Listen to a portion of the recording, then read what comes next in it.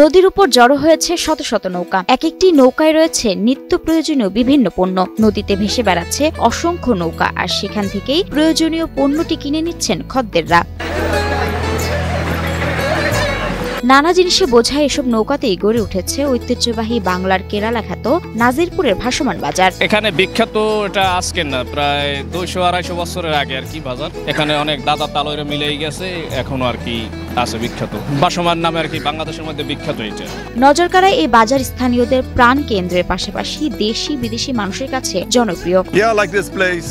It's very old, more than 200 years. I like this Bangladesh people. They're selling on the boat, not on the shop. You're always very friendly. I say hello people.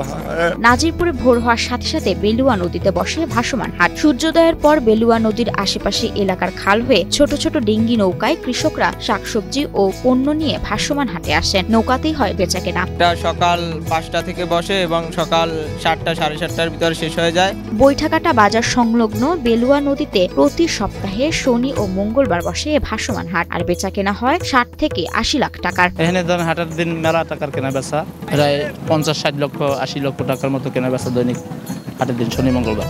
Nazirpur সদর থেকে 18 kilometre দূরে বৈঠাকাটা ও মুগারঝোর গ্রামের পাশ দিয়ে বয়ে গেছে বেলুয়া নদী।